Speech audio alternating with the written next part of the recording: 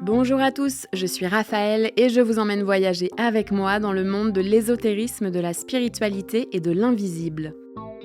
Au travers d'épisodes solo ou d'épisodes témoignages avec mes invités, nous parlons d'ouverture de conscience, de réveil spirituel, de facultés extrasensorielles et d'expériences mystiques. Et vous trouverez également des épisodes spéciaux astrologie où je vous décrypte l'actualité du ciel. Pragmatiques ou non, soyez les bienvenus dans le podcast Les Mondes Subtils.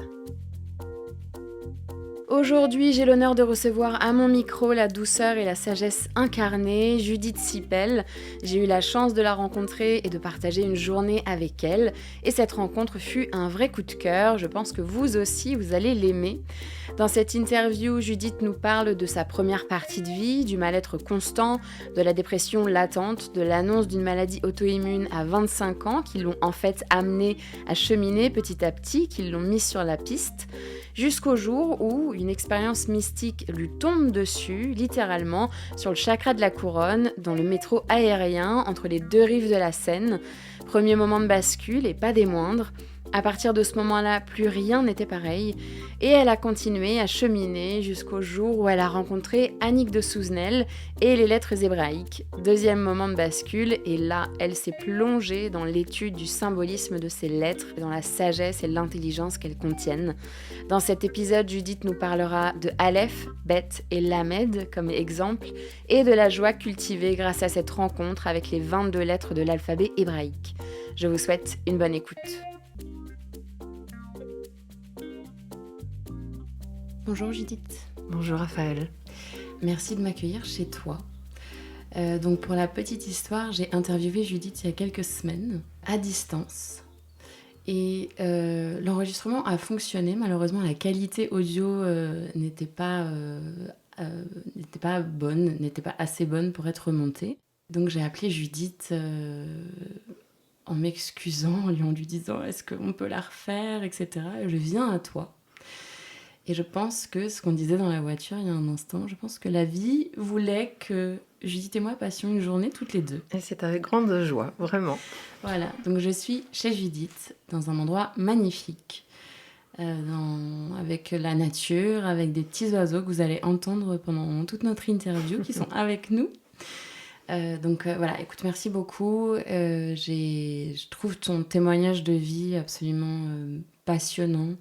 Incroyable, ta manière de le raconter aussi. Et ce que tu fais aujourd'hui avec tout ton travail autour et dedans les lettres hébraïques. Donc tu vas nous en parler, mais je crois que d'abord j'aimerais commencer cette interview par ton histoire à toi, de comment ça a démarré. Déjà, peut-être peux-tu nous parler de ton vécu, de ton existence avant ce moment de bascule que tu as connu. Oui, bien sûr, avec plaisir. Alors, moi, je suis née dans une famille très laïque, c'est-à-dire je pourrais surtout dire très rationnelle. On naît, on vit, on meurt, et puis l'idée, c'est de faire le moins de mal possible le temps de sa vie. Et puis, famille juive du côté de mon père, famille catholique du côté de ma mère, mais vraiment mes parents étaient laïcs, j'ai aucune idée de savoir s'ils avaient la moindre expérience de Dieu, même pas s'ils croyaient en Dieu. On n'en a jamais parlé, on n'en parlait jamais à la maison. Je crois qu'enfant, ce que je sens avec le recul, c'est qu'enfant jusqu'à l'entrée au CP, en fait, parce que je ne suis pas allée à la maternelle, donc j'ai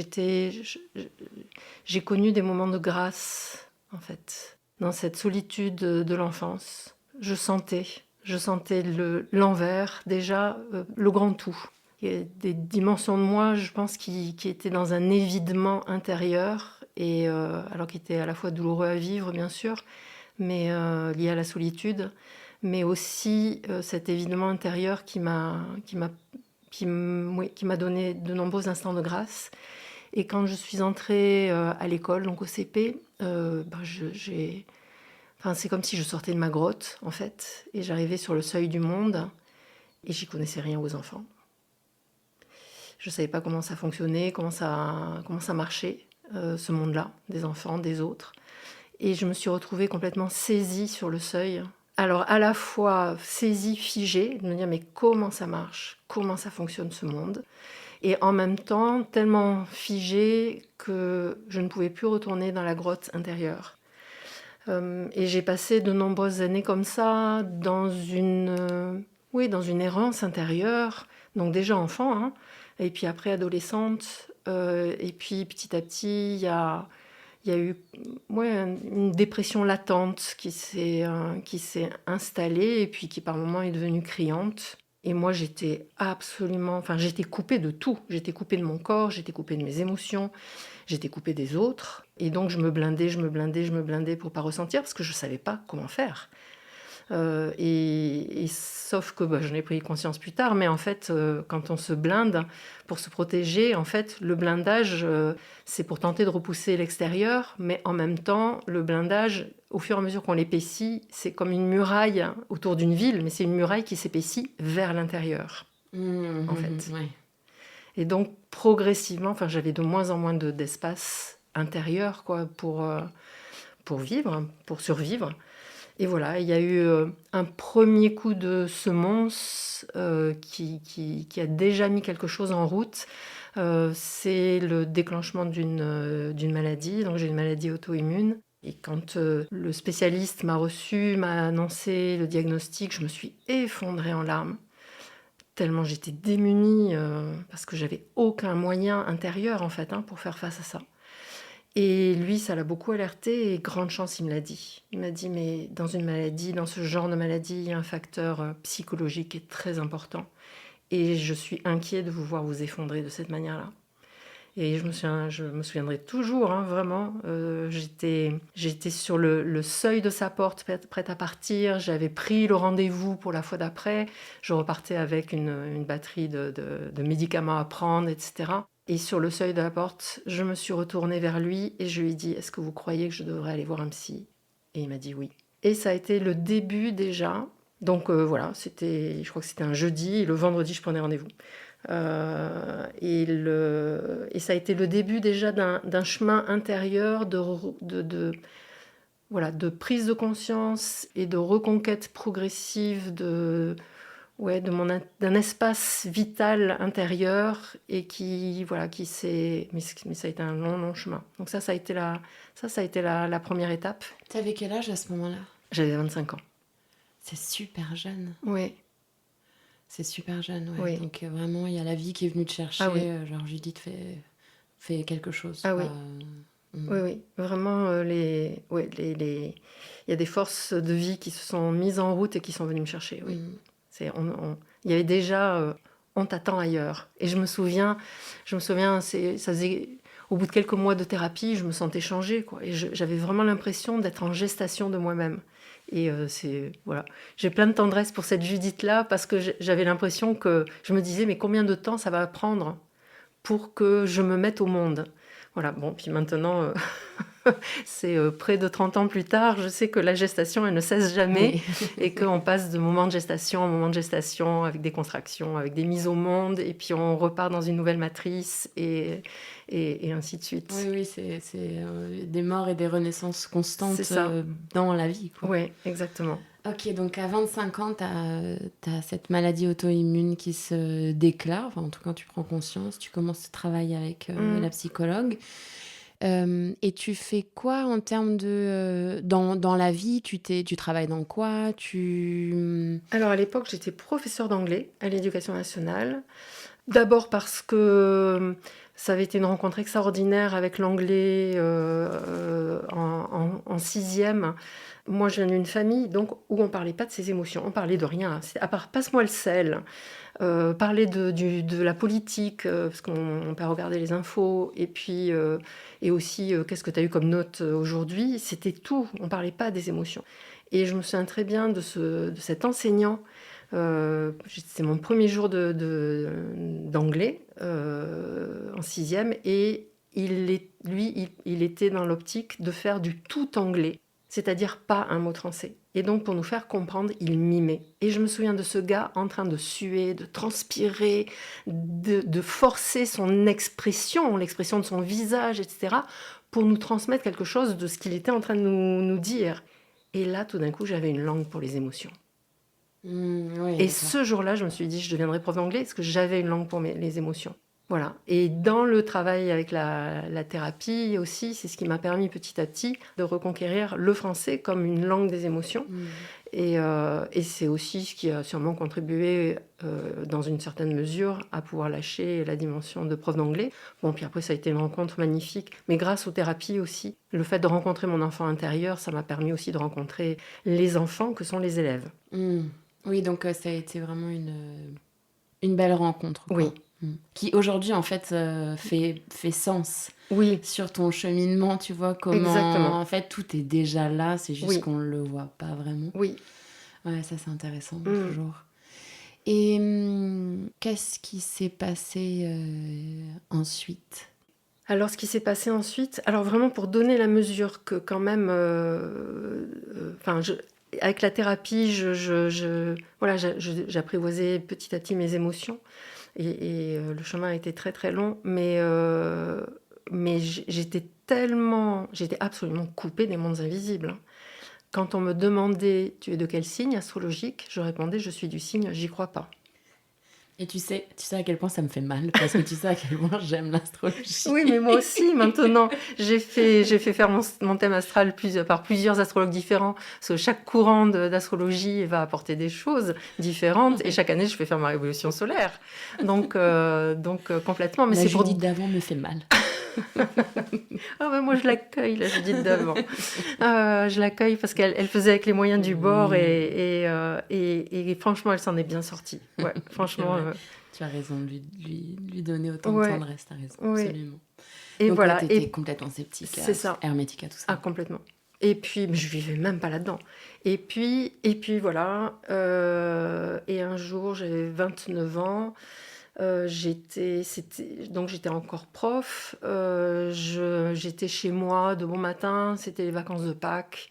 Et voilà, je regarde la télé avec le son éteint, assez désabusé. Voilà, je passe d'un programme à l'autre, d'une chaîne à l'autre. Et puis, tout d'un coup, je vois apparaître le visage rayonnant d'une femme. Et là, je me dis, mais waouh! Alors elle a compris quelque chose que moi, j'ai pas compris.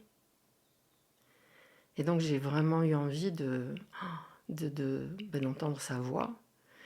Donc j'ai mis le son. En plus, elle avait une voix chaude, une voix chaleureuse, avec un accent du sud, magnifique, chantant et tout. Et elle parlait du dernier ouvrage qui venait de sortir, qu'elle venait d'écrire, et qui s'intitulait « Du bon usage des crises ».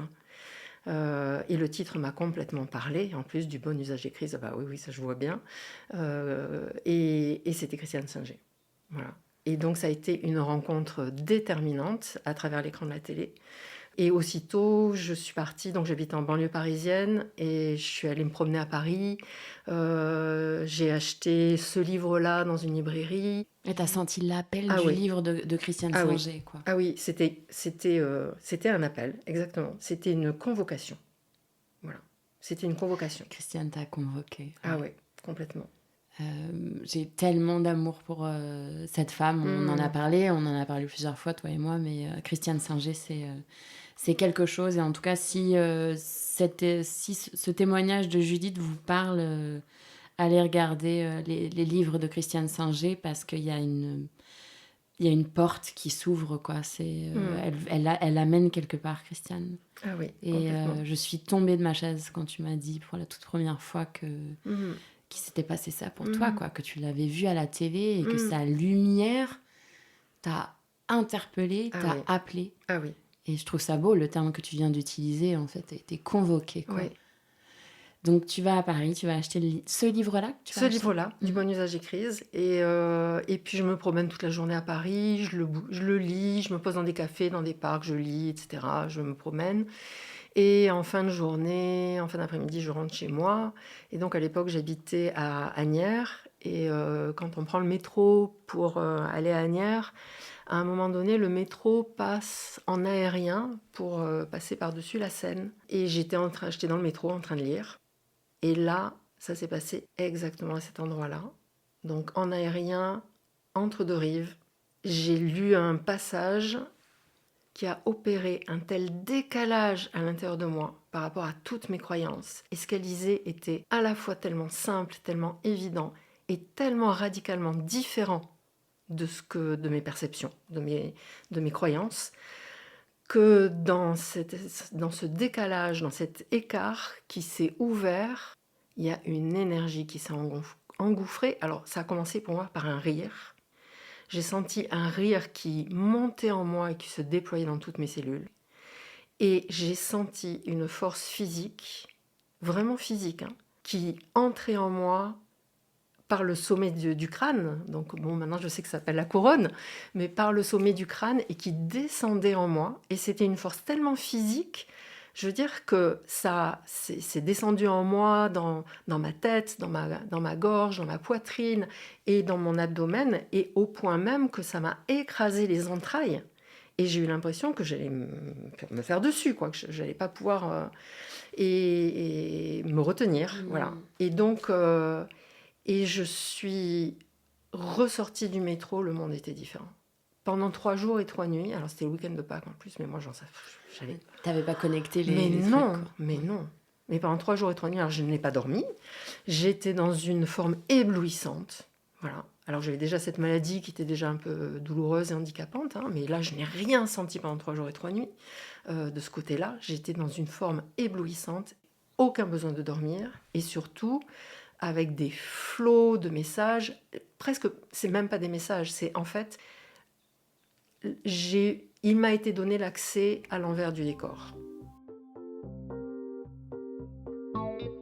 Cet épisode est disponible en intégralité sur l'abonnement premium du podcast Les Mondes Subtils pour 3,99€ par mois, sans engagement.